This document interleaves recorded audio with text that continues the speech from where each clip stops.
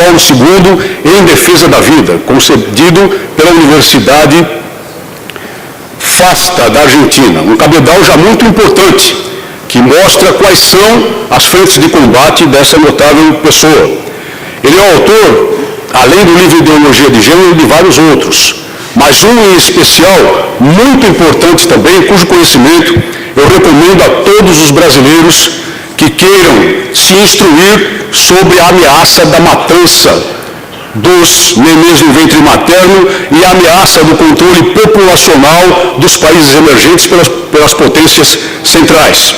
Esse livro é IPPF, a Multinacional da Morte, que produz uma radiografia de todas as ONGs financiadas a peso de ouro por órgãos muito poderosos no mundo, que visam a estabelecer em todos os países o direito, entre aspas, ao aborto amplo, geral e irrestrito. Ele também é coautor de outros livros, Jornadas pela Vida, A Mulher Hoje, depois de Pequim, no caso, a Conferência de Pequim sobre os Direitos da Mulher de 1995. Valor da Vida, Cultura da Morte, Direito Fundamental à Vida. E, além disso, autor de mais de 80 artigos publicados na Argentina, na Bolívia, na Colômbia, na Espanha, na Guatemala e também no Paraguai. Eu quero completar essa pequena síntese biológica, essa pequena biografia de Jorge Scala, mencionando um trecho de um texto que eu produzi para anunciar esta sessão, esta palestra, no site do Instituto Plínio Correia de Oliveira.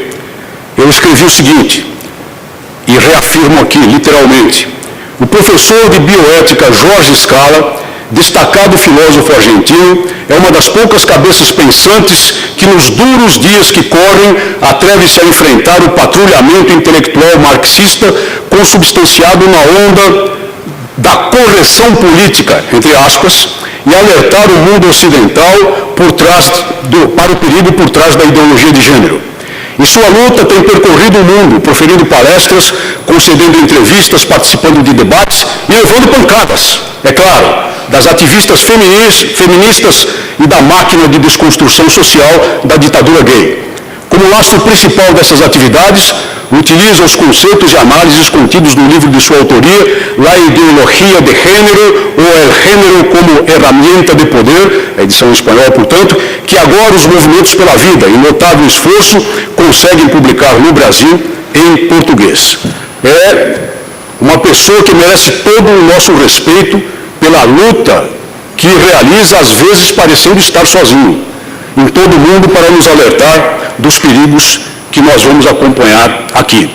Eu coloquei como subtítulo da minha palestra o mecanismo-chave da revolução cultural em relação à ideologia de gênero, e vão perceber que também se adequa bastante esse subtítulo. Bem, por que ideologia? A verdade é que os partidários dessa corrente de gênero observem que a palavra gênero, quando figura com o seu sentido ideológico, aparecerá nesses slides em itálico, com destaque para mostrar que o conceito aí não é o conceito próprio da palavra, mas um conceito ideológico. E o professor Scala faz questão também de fazer isso no seu livro, e ele explica o motivo, que é exatamente destacar quando ele usa a palavra gênero no sentido ideológico ou quando usa o seu sentido comum. Para acompanhar por que Scala afirma que se trata de uma ideologia, é necessário ir a um conceito que ele mesmo elabora de ideologia, no sentido de que ideologia é um corpo doutrinal fechado, que parte de premissas rígidas e não demonstráveis, com pretensões de conter toda a explicação para toda a realidade e, por isso, estabelecer pautas universais de comportamento. Mais adiante, ele demonstra, exatamente em cima dessa definição, que a corrente de gênero, que os seus defensores chamam de perspectiva de gênero, chamam de teoria de gênero, não merece a designação de perspectiva, não merece muito menos a designação de teoria. Agora,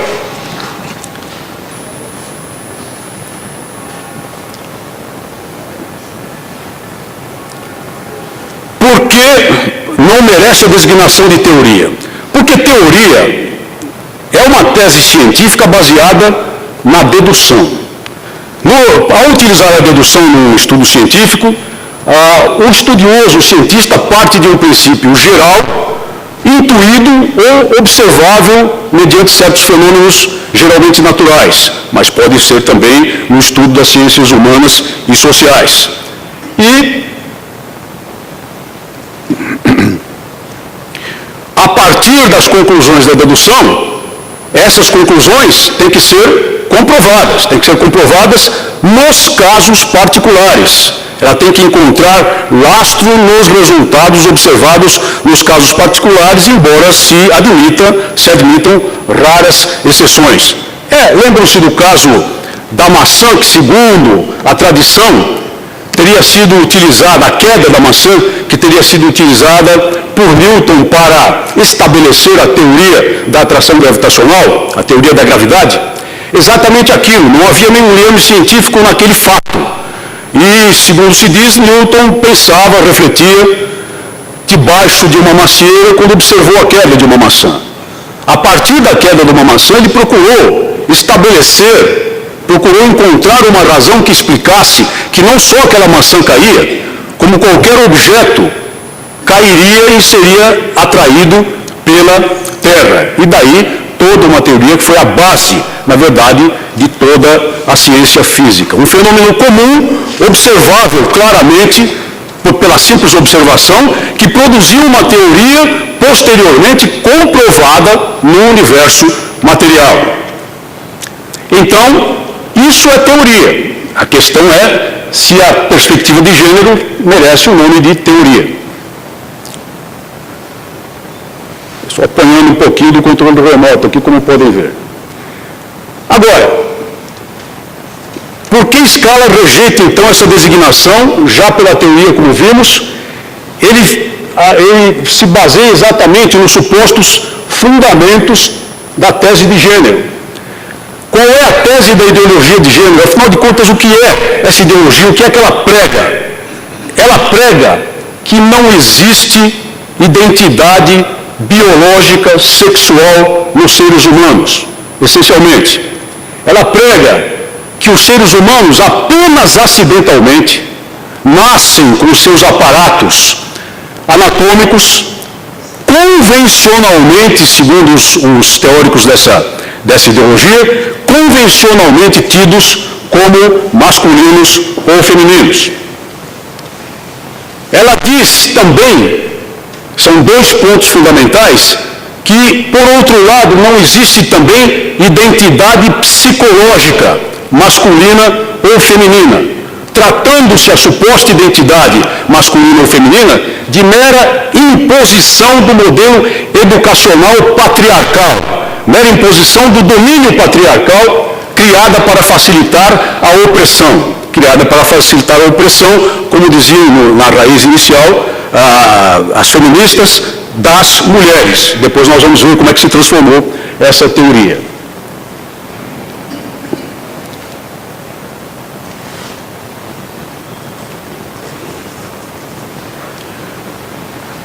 Tendo em vista esses dois fundamentos, qual é a conclusão tirada pelos defensores da ideologia de gênero? A conclusão de que o comportamento sexual também é uma mera construção social.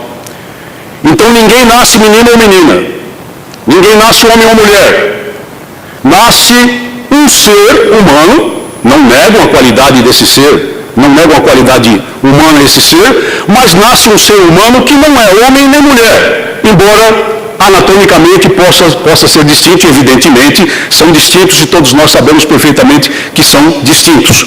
Mas, como não existe homem ou mulher, sob o ponto de vista biológico, como não existe homem ou mulher, sob o ponto de vista psicológico, e aqui eu não estou nem me atendo à questão espiritual, à centelha de humanidade recebida por obra divina no momento da fecundação, no momento da concepção, então esse ser não é homem nem mulher, é um ser genérico, é um ser que irá aprender e adotar um determinado comportamento sexual por força do meio, por influência do meio e por força do ambiente social apenas. e como nós vamos ver, vão muito mais longe defendendo que, na verdade, esse ser poderá não só escolher esse comportamento como opção, como mudá-lo a seu bel prazer em qualquer momento da sua vida. Esses são os supostos fundamentos da ideologia de gênero. Muito bem, vamos logo refutar esses pontos para depois discutir os demais aspectos relevantes da questão. Lembram-se do ponto central 1, não existe identidade biológica sexual nos seres humanos. A refutação pode começar apenas pelo elemento mais essencial, sem exigir maior aprofundamento científico que o professor Scala faz no seu livro. A refutação está na genética, porque, como se sabe, como é de domínio científico, as células reprodutivas do ser humano da mulher, só contém cromossomos de um tipo X. Enquanto que as células reprodutivas do homem, sabidamente, isso é conhecimento científico, é de domínio científico, contém tanto os cromossomos X como os Y. E isso permite, portanto, a combinação no ato da fecundação, a lição básica de genética. A combinação XX só produz mulheres. Só produz mulheres. É outro fato científico. E a combinação XY só gera homens, outro fato científico. Então, sob o ponto de vista da genética, já cai por terra uma teoria, uma ideologia desse tipo. Anatomicamente falando, dizem os defensores da ideologia de gênero que a questão anatômica é absolutamente irrelevante. Meramente acidental, que não faz diferença alguma. E há um fato muito grotesco, monstruoso, na história pseudocientífica da humanidade, que é a experiência de John Money, um médico e pesquisador da Universidade Johns Hopkins, de Baltimore, nos Estados Unidos, que, lá pelos idos de 1964, 1965, como médico e pesquisador, já defendia essa tese, a tese de gênero. E ele afirmava, como afirmou em programas de TV e de rádio na ocasião, que a construção do sexo era meramente social e que seria perfeitamente possível comprovar isso se, no momento do nascimento, logo depois do nascimento, um ser humano tivesse a sua anatomia sexual invertida por meio de uma cirurgia e fosse educado, como homem ou como mulher, de acordo com a cirurgia que lhe fosse feita. Ele não se atreveu a fazer a experiência, mas caiu nas mãos dele a oportunidade da experiência, um pouco depois de 1966, quando nasceram dois meninos, gêmeos univitelinos, e um desses meninos, eram dois irmãos, Brian e Bruce. Bruce, numa cirurgia de circuncisão, sofreu um acidente, foi mal feita, mal conduzida a circuncisão, e teve o pênis seriamente danificado. E os pais não sabiam o que fazer, resolveram se apegar à ideia do John Money e o procuraram para assistência médica. Entregaram o menino aos cuidados dele. Ele viu a oportunidade perfeita ali. Por que era perfeita? Porque se tratava de gêmeos univitelinos.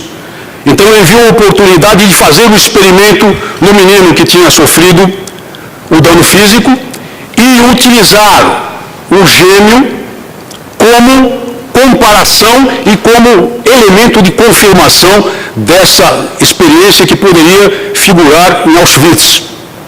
Muito bem, os pais concordaram.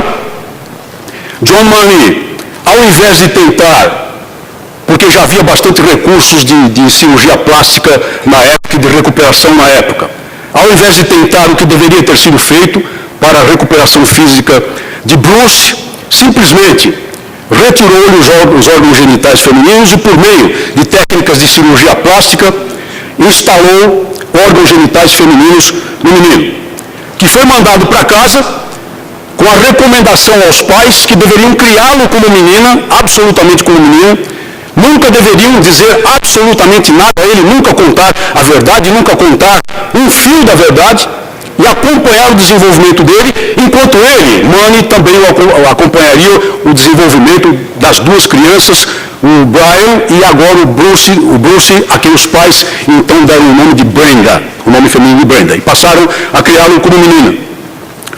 Posteriormente, John Money apresentou esse experimento como um sucesso na comprovação da sua teoria, o que foi uma das piores falsidades científicas da história do mundo.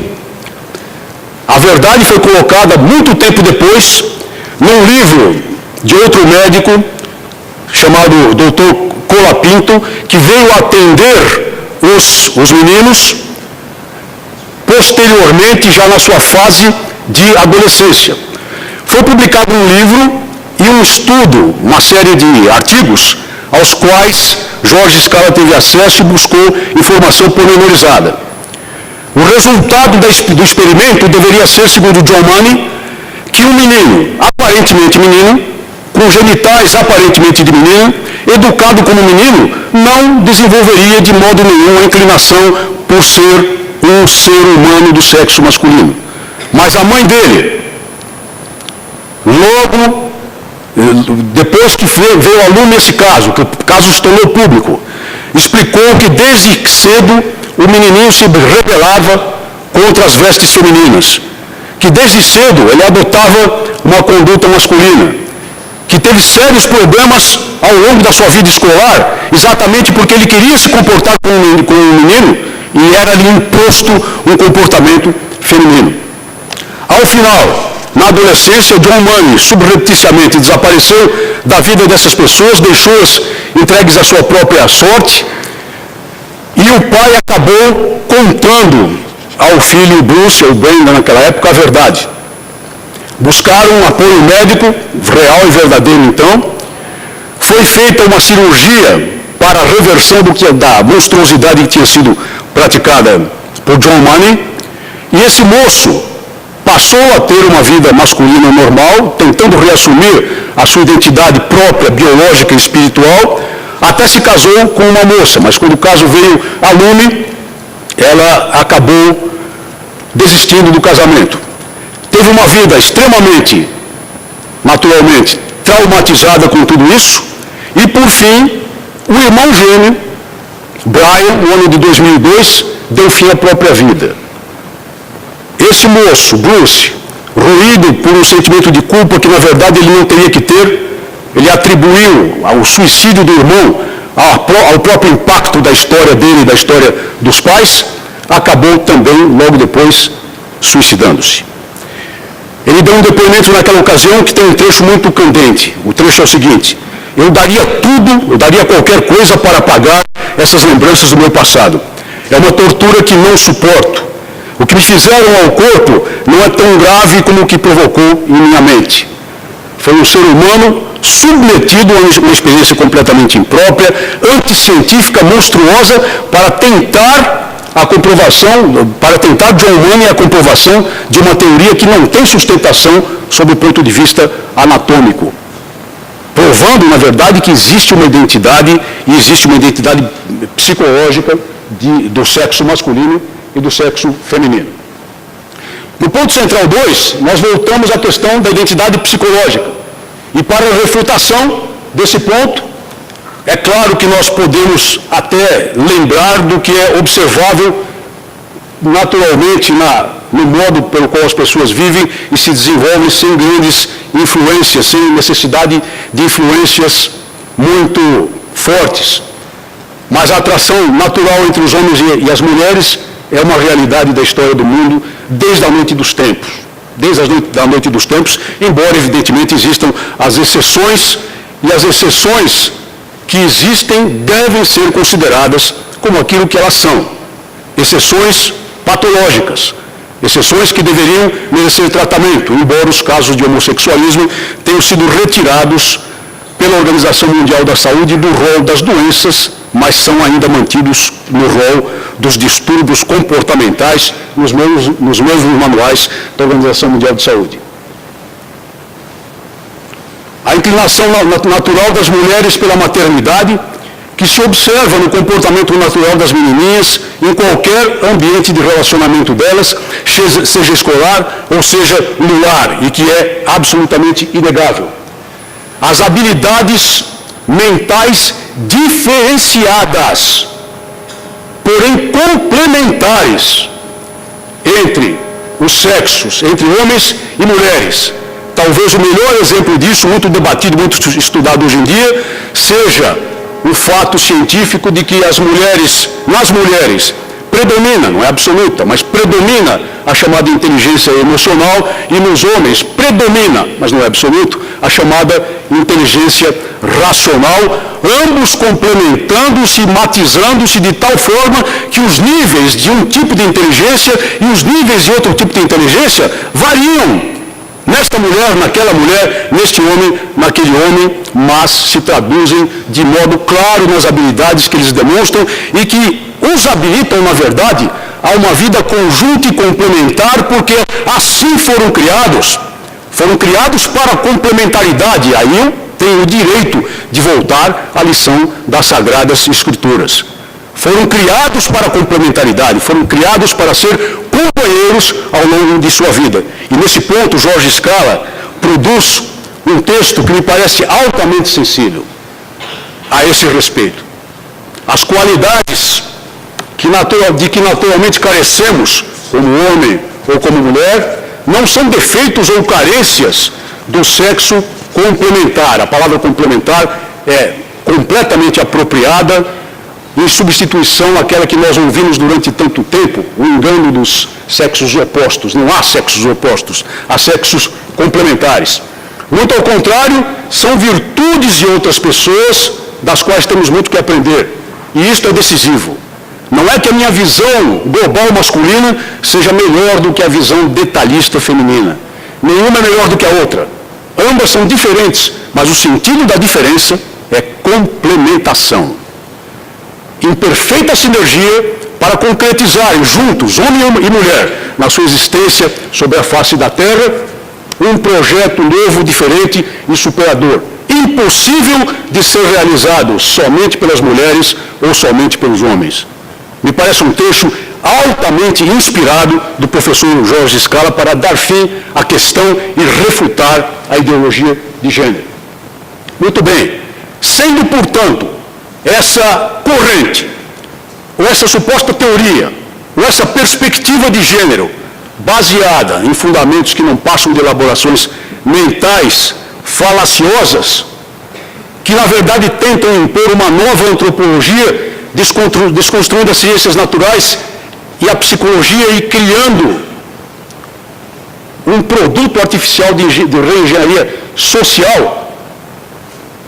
Basta isso para verificar que a corrente ou a perspectiva de gênero, na verdade, se encaixa no conceito dado por Jorge Scala de ideologia.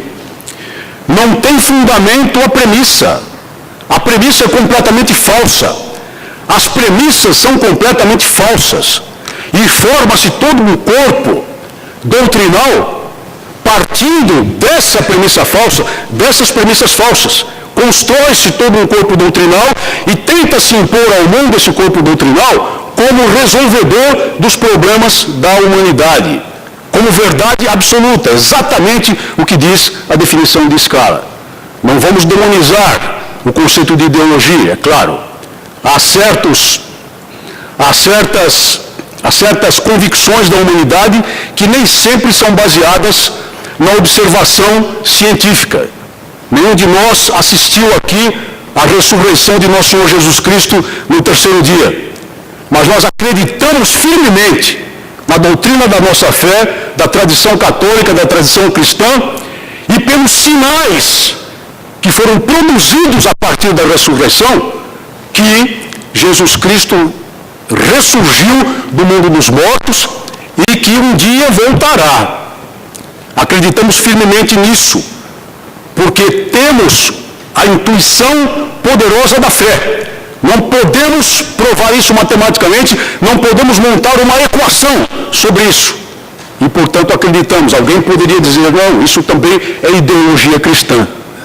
Não vamos demonizar, portanto, o termo ideologia, mas vamos compreendê-lo na ótica de escala quando ele alerta que de uma premissa falsa se monta um corpo doutrinal falso. Isso também é uma lição básica de lógica.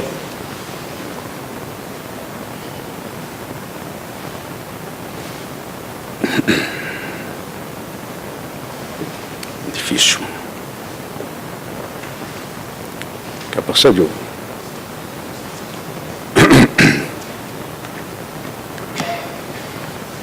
Em suma, como demonstrado, não se pode atribuir a tal corrente a designação de teoria. Teoria é uma tese científica baseada na dedução. E a dedução tem que ser comprovada nos casos individuais, nos casos particulares, onde está a comprovação. Não há comprovação no plano biológico, não há comprovação no plano psicológico. É uma tese, não é uma tese. Na verdade, é uma premissa falsa que só pode levar a conclusões falsas. Não sei se... Como diz o padre Lodi, o outro grande combatente pela vida, gênero é um conceito ideológico que tenta anular as diferenças e as aptidões naturais de cada sexo. Tenta criar o sexo homogêneo. Tenta criar uma categoria que não existe na humanidade. Não há gênero na humanidade. Há sexo. Ao sexo feminino, ao sexo masculino. Ao homem, à mulher. Agora, a ideologia de gênero, isso é um ensinamento muito importante de escala, embora não percebamos disso, embora muita gente não saiba disso,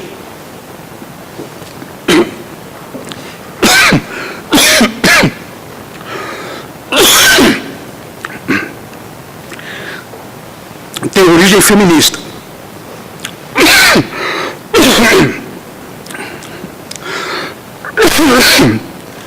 Tem origem no movimento feminista.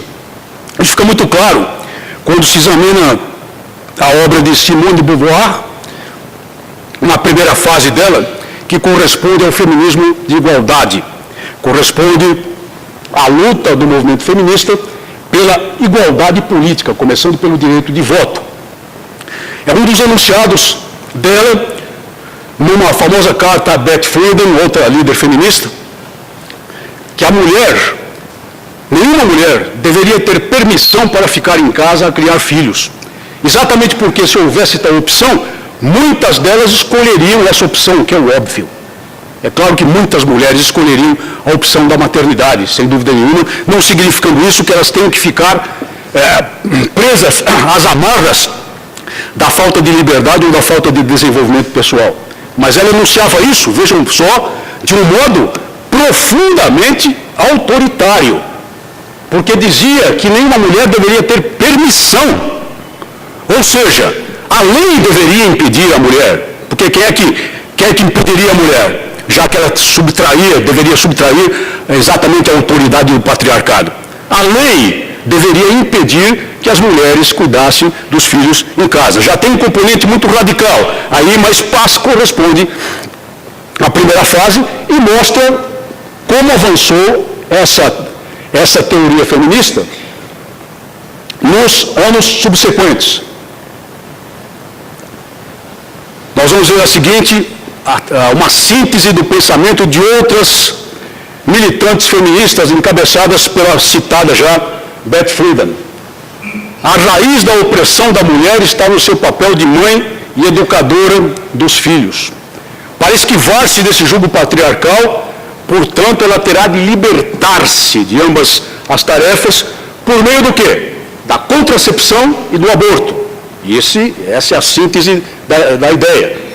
E, quando admitida a maternidade, ou seja, quando essa mulher admitisse ser mãe, por intermédio da entrega da responsabilidade da prole ao Estado. Contracepção, aborto e, se houver a maternidade, a entrega imediata da prole aos cuidados do Estado para a tarefa de educação, promovendo então a libertação da mulher do jugo patriarcal. Essa era a concepção das feministas que radicalizaram suas posições ainda mais.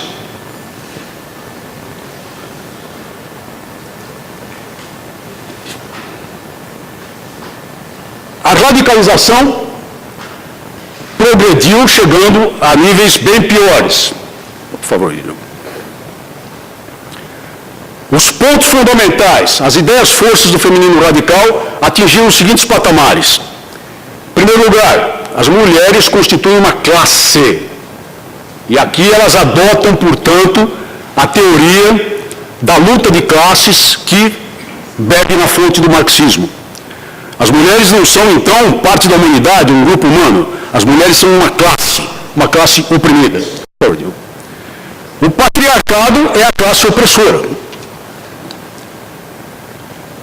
Há que dominar totalmente a procriação, pois ela é uma ferramenta de poder, eliminando do processo, ou seja, do processo da procriação, o opressor. Elas já então lançavam a ideia de eliminar do processo de procriação o homem, a outra parte da humanidade, que hoje já se pensa até possível, por modos de inseminação artificial em massa. O que há de banco de esperma espalhado pelo mundo seria suficiente para certamente multiplicar a população do planeta por 100, sem a participação direta do homem como um par, como um marido, como alguém consorte dessa existência da mulher na face da Terra. A eliminação total do homem em termos de poder, começando pelo poder da procriação. E, consequentemente, a fase definitiva e final, que é o domínio completo do poder político e o domínio completo do poder no mundo do trabalho, que seria a única forma, segundo elas, de reverter o esquema de opressão. Como é que esse feminismo radical transpôs para o feminismo de gênero? E aí nós vamos chegando à explicação da raiz feminista da teoria do gênero, da ideologia de gênero. Acontece que em determinado momento as teóricas do feminismo lançaram as bases desse movimento com base em quê? Qual foi a razão para elas passarem para o feminismo de gênero em oposição, não, mas em substituição como uma evolução, um aparente desenvolvimento do feminismo radical? Mais uma vez, digo. Acontece que elas perceberam que as teses do feminismo radical não faziam mais do que propor a substituição daquilo que elas chamavam de uma opressão por outra opressão. A substituição da opressão do patriarcado pela opressão das mulheres no poder. É a mesma opressão, uma opressão de mesma intensidade, mas vamos dizer assim, com sinais trocados. E isso, consequentemente, não lhes dava eco, não dava eco à sua teoria e aquilo que eles consideravam a sua luta, de modo substancial, no meio social, não lhes dava eco no mundo. Então, Simone de Beauvoir entra na segunda fase, que é o feminismo de gênero. E aí nós vamos ver esse texto dela, essa proposta dela, que é exatamente a raiz, o núcleo da ideologia de gênero. Ninguém nasce mulher, mas se torna mulher.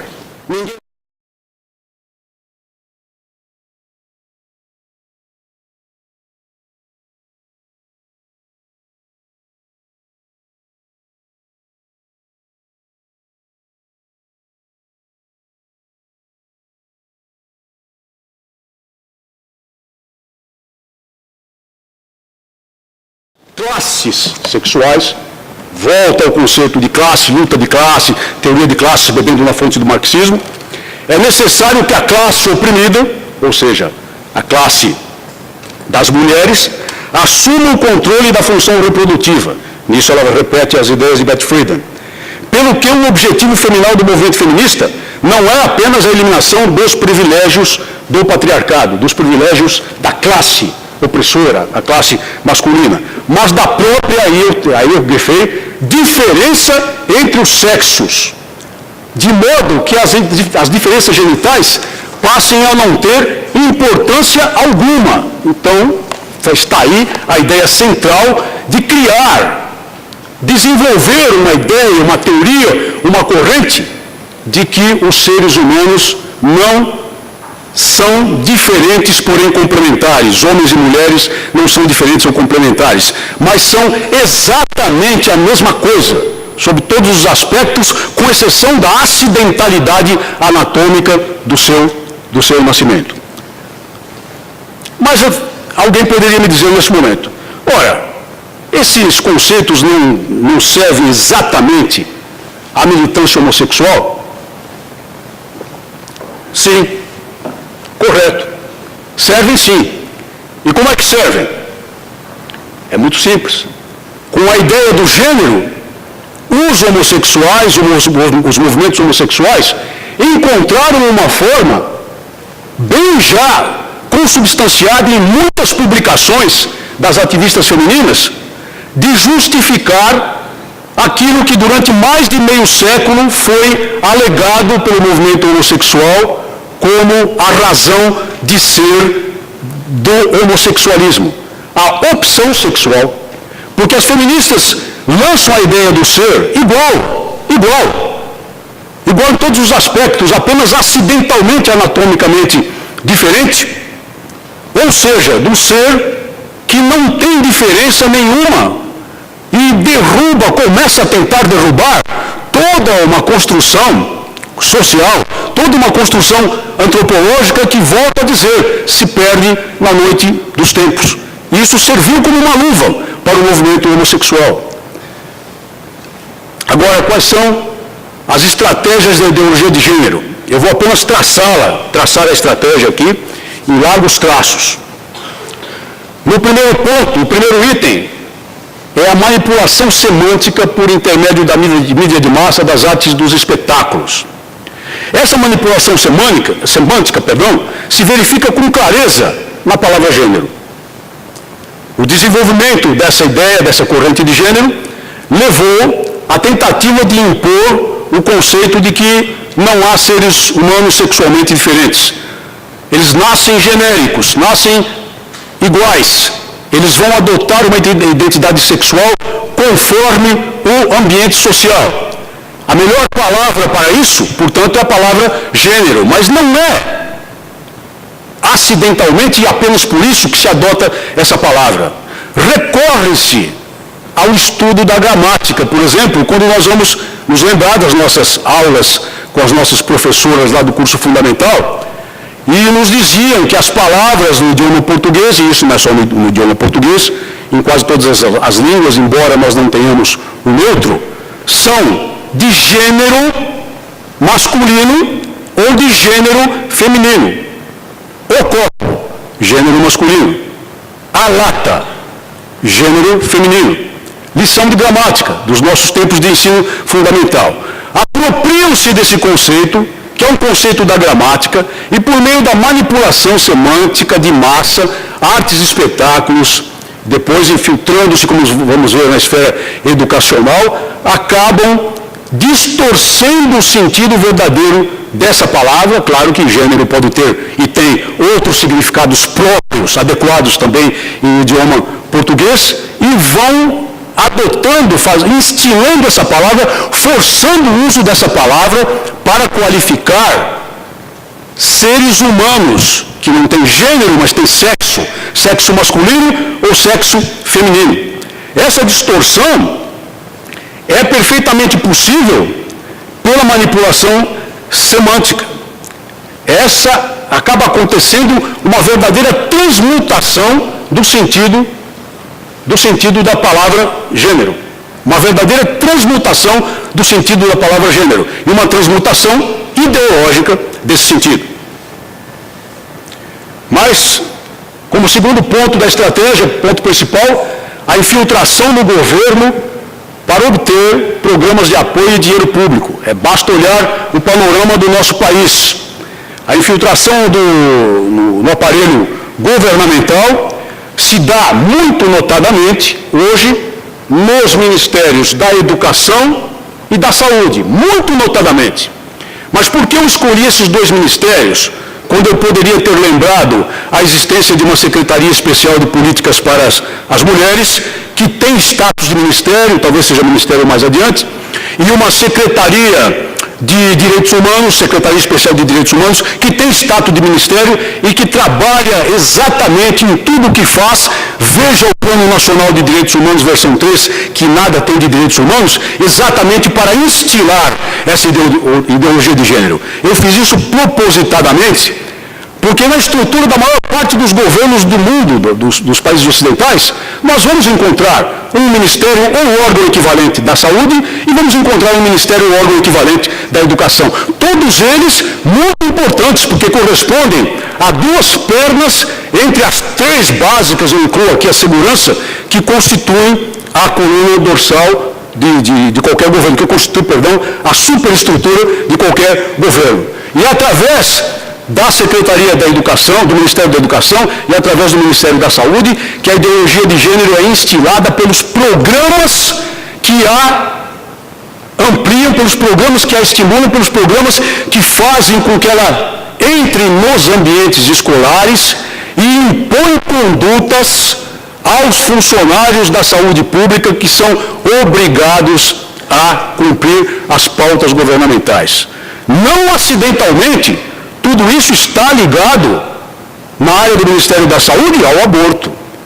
Vamos nos lembrar daquelas bases iniciais do movimento feminista. Para se libertar, a mulher não pode ser mãe. Então só há dois caminhos, a contracepção ou o aborto.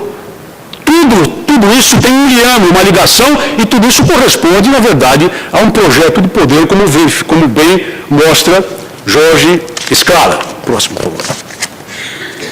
O terceiro ponto, usar a educação formal para lavagem cerebral a partir das crianças. Não há melhor forma de obter os propósitos dos defensores da ideologia de gênero do que trabalhar a cabeça das crianças. Muito provavelmente, eles entendem que tentar fazer lavagem cerebral nesta plateia é inútil. Mas a criança, ainda plástica, ainda moldável, ainda sujeita ao processo educacional, ainda com sua educação talvez não adequadamente realizada no âmbito do lar, e hoje cada vez menos no âmbito do lar, porque cada vez mais cedo se confiam ou se atiram, as crianças ao cuidado dos professores nas escolas, é evidentemente muito susceptível de receber como natural qualquer coisa que lhe seja colocada no ambiente escolar, pela ação dos professores, pela ação dos educadores sexuais, aqueles que vão dar aulas de educação sexual práticas com instrumentos de borracha a crianças em tenra idade das nossas escolas públicas, nas nossas escolas particulares, como parte do suposto programa de formação educativa dos nossos jovens. Então, a melhor forma é realmente de atuar na cabeça das crianças. Isso está acontecendo no Brasil em massa. Basta ver o exemplo do kit gay, que nós temporariamente, pela reação da sociedade brasileira, conseguimos paralisar, cuja distribuição temporariamente conseguimos paralisar. Supostamente destinado, e aí vai mais um item de empurração, supostamente destinado a ensinar as crianças a respeitarem os seus semelhantes, no caso, os homossexuais, mas não é verdade. O objetivo é a disseminação do homossexualismo. O objetivo é instilar no comportamento das crianças o homossexualismo como algo não somente natural, mas desejável. Desejável. E o kit gay cumpriria esse papel. Por enquanto, ainda nós impedimos a distribuição dele. E no quarto, a instrumentalização dos direitos humanos. Esse é um ponto muito importante. A instrumentalização dos direitos humanos, porque tudo isso que faz parte da ideologia de gênero vem sendo obtido no mundo por via dos tratados, acordos e convenções internacionais patrocinados pela Organização das Nações Unidas, a ONU, sob a rubrica de direitos humanos. Não à toa, Diogo, não à toa, aqui no Brasil, tudo isso está contido de modo cerebralmente idealizado no famoso Plano Nacional de Direitos Humanos, versão 3, um plano de pseudo-direitos humanos, um plano que nada tem de direitos humanos e representa, na verdade, uma carta revolucionária que se tentou, num primeiro momento, impor à sociedade brasileira por decreto e que logo mais será imposto se nós não nos opusermos a isso pelo ativismo judicial do Supremo Tribunal Federal, substituindo, como está a substituir, o Poder Legislativo. Quando eu me opus, eu fui o primeiro parlamentar brasileiro que denunciou o PNDH 3 da tribuna da Câmara no dia seguinte ao seu lançamento. O Executivo tratou de lançá-lo no dia 22 ou 23? 22, vamos dizer, 22 de dezembro, à noite, numa festança lá no Palácio do Planalto, patrocinada pela Secretaria de Direitos Humanos. Na noite desse dia, não havia brochura, não havia texto escrito disponível. Na noite desse dia, eu fui estudar o plano, o estudei via internet. E no dia seguinte, a última sessão deliberativa, quando não havia praticamente mais deputado federal nenhum, senador nenhum, em Brasília, eu denunciei este plano, chacoalhando um calhamaço de folhas e mencionando muito especificamente, o aborto que permeava o plano de ponta a ponta, o direito ao aborto amplo, geral e restrito que permeava o plano de ponta a ponta, chacoalhando, pronunciando as palavras aborto, aborto, aborto, para que de alguma forma a sociedade brasileira acordasse para ele.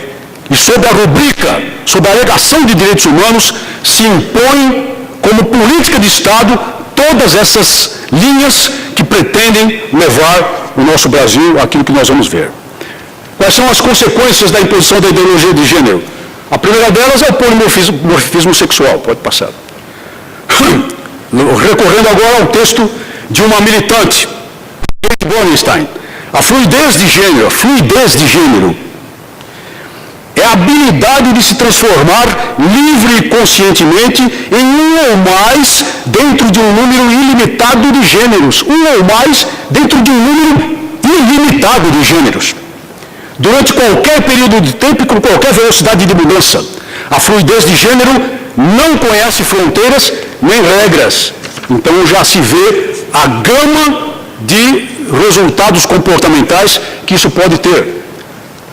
A segunda consequência, igual a validade de todos os modos de comportamento sexual. Todos os modos de comportamento sexual.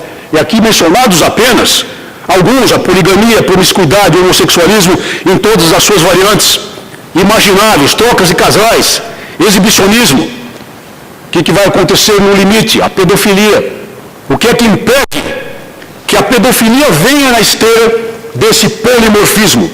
Basta ver um militante gay muito conhecido do Brasil, aqui do grupo gay da Bahia, chamado Luiz Motti, que tem a petulância, o topete de defender abertamente a pedofilia como uma coisa normal e desejável.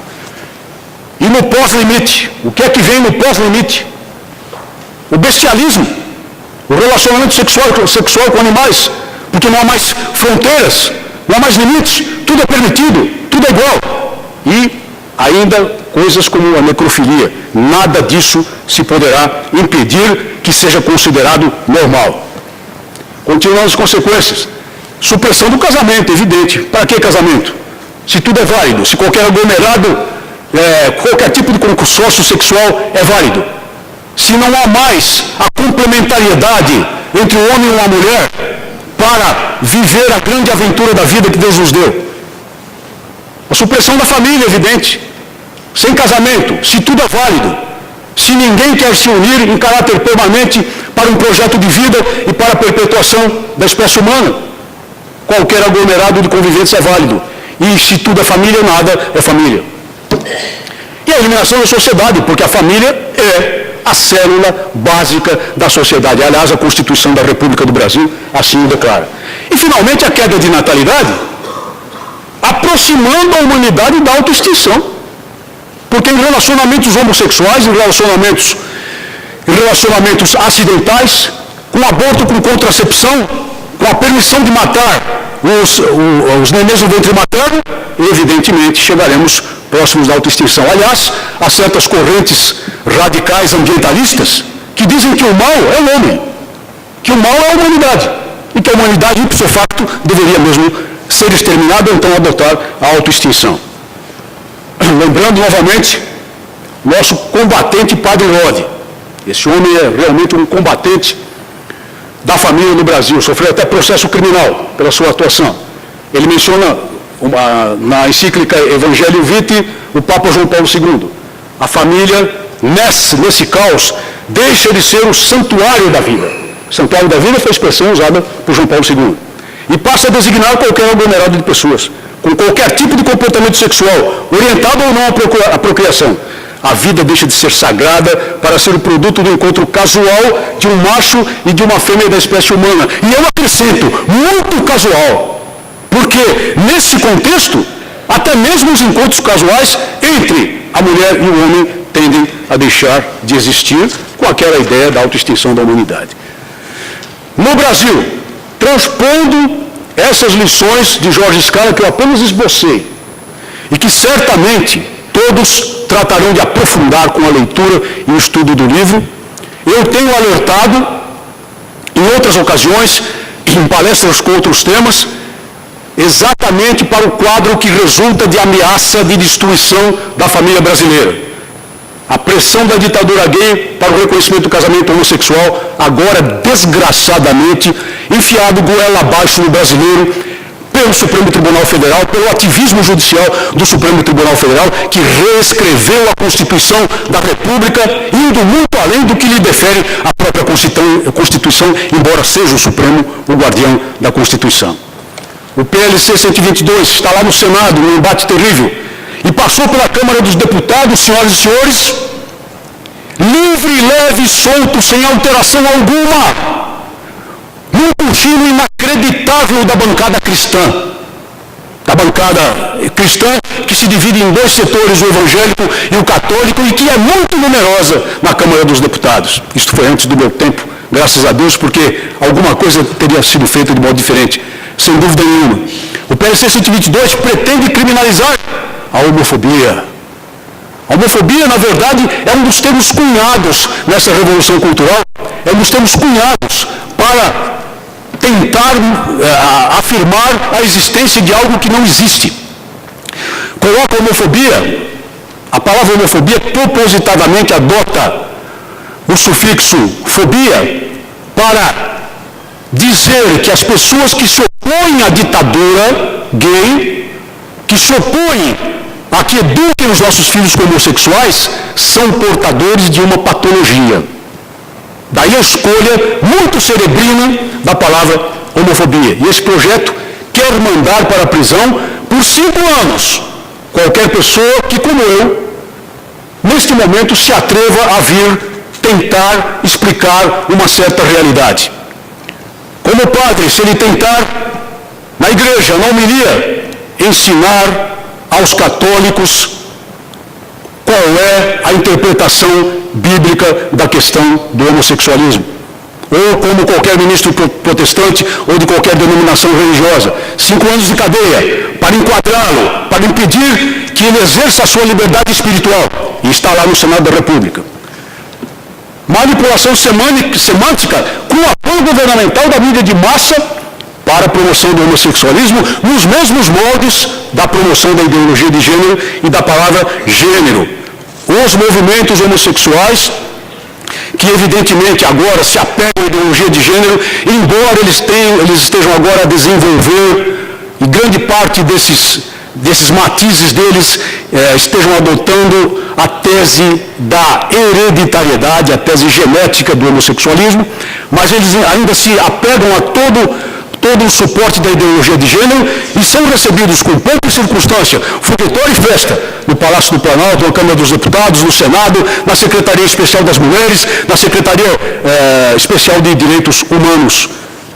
Viajam a larga farta, hotéis de luxo, comem do bom e do melhor, têm muito dinheiro e recebem dinheiro de grandes, poderosíssimas entidades multinacionais. E eu alertava, e agora complementa essa ideia, exatamente com as ameaças da ideologia de gênero, que também fizeram parte de um debate muito sério meu com o ministro Paulo Vanucchi na Câmara dos Deputados, e que o nosso Scala diz que provavelmente a ideologia mais radical da história, se imposta, destruiria o ser humano no seu núcleo mais íntimo e, simultaneamente, é claro, toda a sociedade. Tentando resumir, isso se traduz num esquema revolucionário antifamiliar que no Brasil está todo contido no PNDH 3. A ideologia de gênero, o casamento gay, a criminalização da opinião através do PLC 122, que poderá ser lei, a manipulação semântica pelo governo e pela mídia. Da ideologia de gênero resultarão, lembrando, as crianças sem identidade natural. Do casamento gay resultarão os grupos pseudo-familiares e adoções espúrias, porque já estão adotando. E daqui a pouco será tudo legalizado e liberalizado. A criminalização da opinião promoverá a perseguição policial e judicial aos resistentes. A manipulação semântica pelo governo e pela mídia de massa promoverá lavagem cerebral maciça. Tudo isso resultando nas consequências inevitáveis, a destruição da família natural, que é a base da sociedade. A ruptura do modelo social, como inevitavelmente acontecerá, e o caos. Mas é o caos que esse projeto de poder neototalitário quer.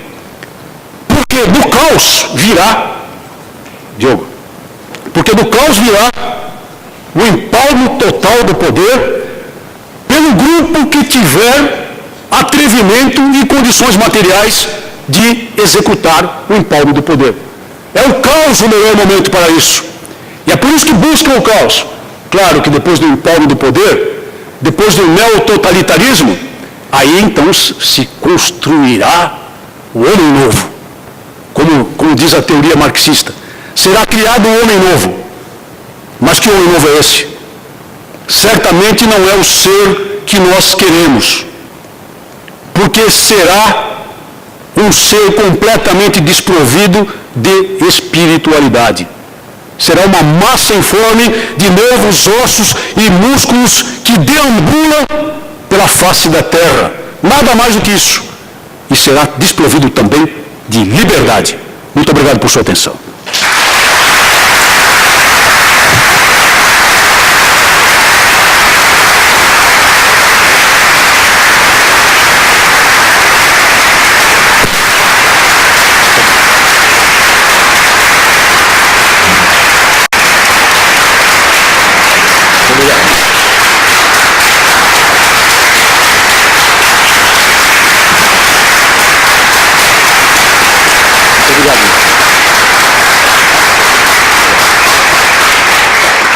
Obrigado, muito obrigado.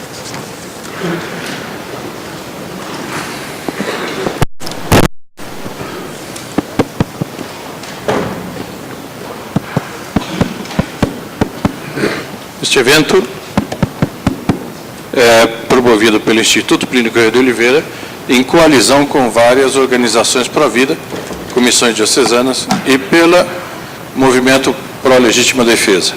Nesse sentido, a doutora Alice Teixeira Ferreira, que participa do Brasil pela Vida e Brasil Sem Aborto, quer dizer algumas rápidas palavras.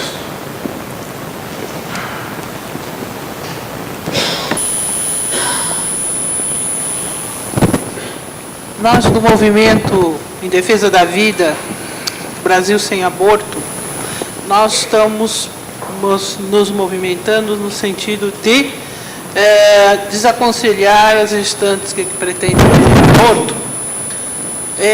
E, para isso, nós estamos tendo o apoio, né, de uma instituição, que é o Amparo Maternal, que abriga a doula, que justamente tem 100 voluntárias que aceitam, então, 100 gestantes para levar à frente a atenção à sua saúde desde o início da sua gestação até ao parto, né? Dessa maneira, quando se encontrar gestantes desesperadas, que acham que estão correndo risco, não só risco de vida, mas não tem problema econômico, estão sem apoio. Nossos movimentos dão apoio não só a elas, como levamos então ao amparo maternal para ter toda a assistência adequada à saúde, à sua saúde e ao seu feto, à sua criança. E dessa maneira salvarmos crianças que estão correndo o risco de serem abortadas.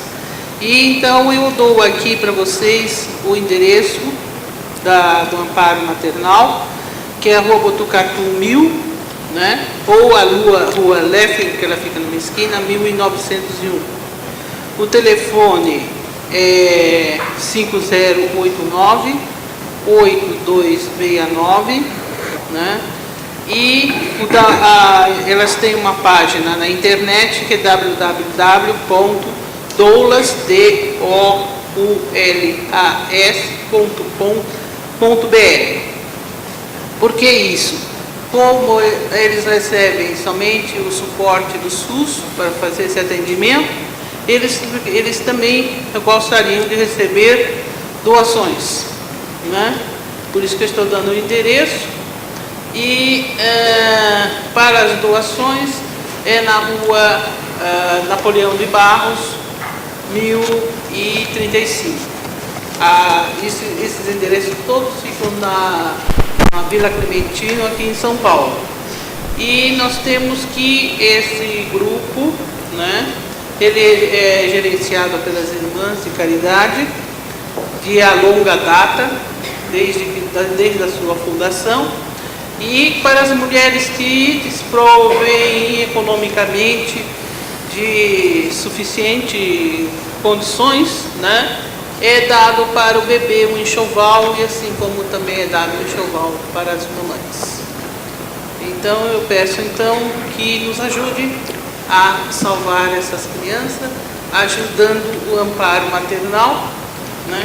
E nós também estamos fazendo a nossa parte, buscando encontrar essas gestantes que estão desesperadas e não estão encontrando apoio nem financeiro e nem emocional para levar adiante a sua gestação.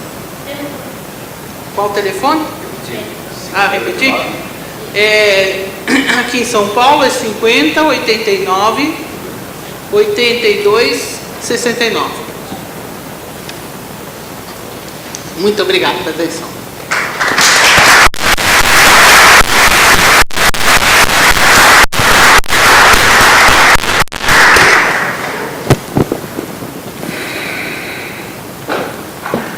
Fica aqui. Acho que vai ser melhor você responder naquela. A única pergunta que veio foi nem propriamente a pergunta, foi só comentar um pouquinho essa afirmação que ele faz.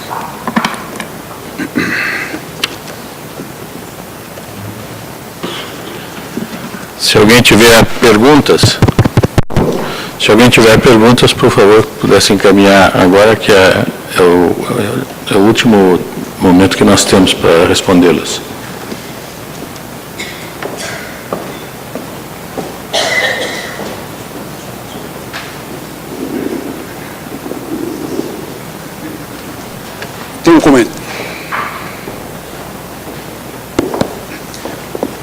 Tem um comentário aqui do jornalista Edmir Rabelo,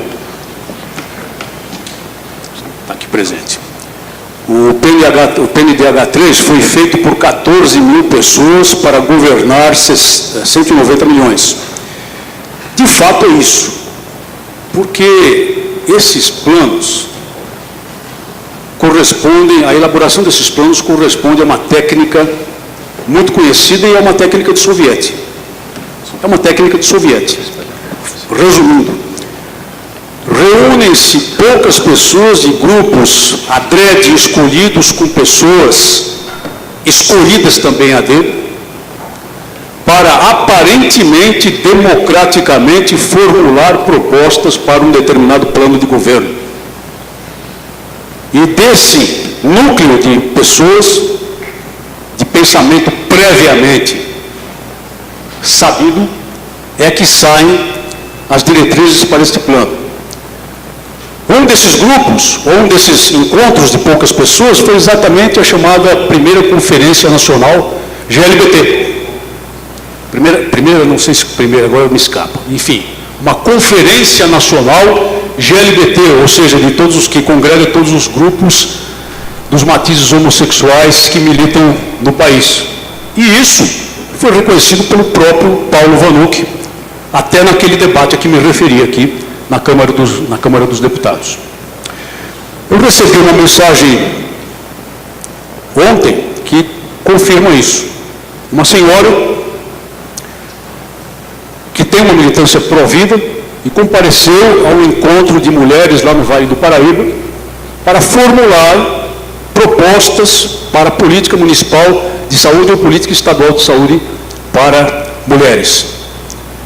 E a proposta logo colocada para elas, uma das propostas logo colocada para elas, apenas para que elas aderissem à proposta, era exatamente o direito de aborto amplo, geral e restrito por decisão da própria mulher, sob a alegação do direito ao próprio corpo, sob a alegação dos chamados direitos humanos reprodutivos da mulher.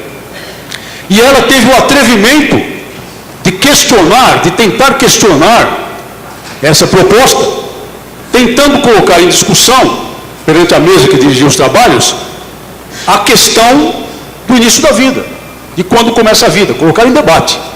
Quase foi linchada. Quase foi linchada. Eu não sei, as pessoas que participam dos movimentos pela vida devem ter recebido também o e-mail dessa senhora, que posteriormente eu vou divulgar. Então, na verdade, é um espetáculo grotesco de aparência democrática, mas com decisões pré-estabelecidas. É como o Congresso Nacional da República Popular da China, e eu vou falar aqui abertamente o nome do país. Tem lá uma enormidade de delegados, um salão enorme, gigantesco, com milhares e milhares de delegados, e todos estão lá apenas para fazer assim. Um simulacro de democracia. Essas comissões, esses comitês, esses coletivos, como gostam de chamar também, não servem para outra coisa senão para referendar aquilo que já vem pronto, como um prato acabado, e que nunca é um prato bom, só traz coisas ruins para o país. Um deles é o Plano Nacional de Direitos Humanos versão 3. Como eu disse, uma carta revolucionária que se tentou impor por decreto ao povo brasileiro e que, se não nos mobilizarmos, será imposta pelo seguinte mecanismo: não vai nada para o Congresso Nacional, nada. Para tudo, porque não vai dar certo. E eu sei que o Congresso Nacional não aprova, por exemplo, legislação abortista. Não aprova. Como não aprovaria também a União Civil de Homossexuais e outras matérias desse naipe. Mas não vai mais para o Congresso. Cada item, cada ponto, cada plataforma desse plano será transformada pelo Procurador-Geral da República numa ação denominada ação de descumprimento de preceito fundamental. E nesses termos será levada a decisão do Supremo Tribunal Federal, que certamente dará a decisão que nós todos sabemos que dará. Como deu no caso das uniões civis homossexuais, como vai dar no caso agora do aborto de anencéfalos, que será apenas o primeiro passo para logo mais o Supremo declarar a legalidade do aborto, quem sabe até os 5, 6 meses de gestação, se não coisa pior. Tudo isso metodicamente planejado. Primeiro seria um grande festival democrático, não dá certo? Então vamos pelo bypass, vamos pelo franqueamento e vamos resolver as coisas pelo ativismo da Suprema Corte do país. É isso que está acontecendo.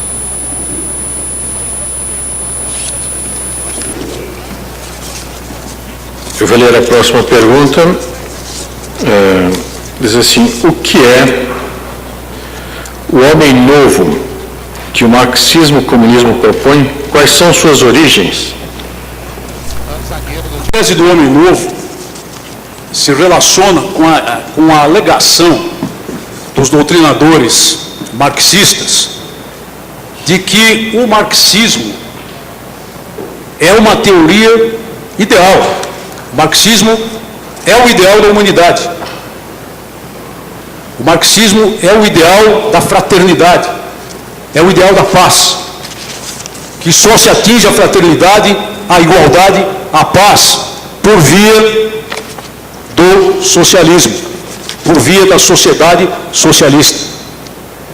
E atingido esse estágio,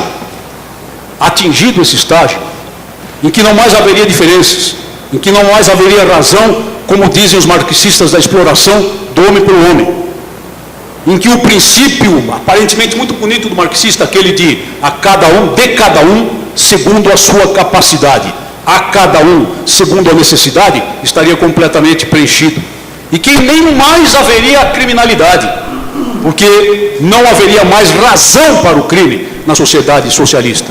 O homem novo é o homem, o ser componente dessa suposta sociedade ideal, que nós sabemos que não se realiza, porque tenta-se atingir um objetivo altamente ideal a partir de processos completamente corrompidos de tomada e de exercício absoluto, total do poder, com a matança de quantos milhões de pessoas pelo caminho, se fizer necessário. Já são contabilizados 100 milhões de mortos pelo comunismo na história do mundo. Então é um suposto homem novo, é um suposto homem ideal, é um homem que, se verdadeira teoria marxista, talvez se encaixasse na utopia de Thomas More. Mas é um homem que não pode se realizar porque os procedimentos colocados para o atingimento desse homem são completamente tortos e equivocados. A verdade é que esse homem ideal só pode se realizar com a reconciliação absoluta da humanidade com o seu Criador. E nós estamos ainda um pouco longe disso. Tenho aqui 3 perguntas que praticamente são da mesma direção. Eu leio uma delas. Qual é o melhor e mais sensato caminho para divulgar tudo o que conhecemos aqui? Como levar o público saindo de uma vez deste nosso pequeno e fechado núcleo? Eu começo pelo final. A expressão pequeno e fechado núcleo. É aí que está o engano.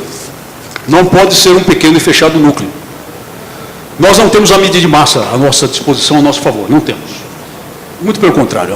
A mídia de massa geralmente está contra as posições aqui expendidas e compartilhadas seguramente pela quase totalidade dos presentes. Mas nós temos muitos mecanismos de relacionamento social, de ampliação do conhecimento, de ampliação do debate, disponíveis, felizmente, a baixo custo no ambiente social atual. Um deles é a internet, um deles é a capacidade de multiplicação, de divulgação da internet por todos os mecanismos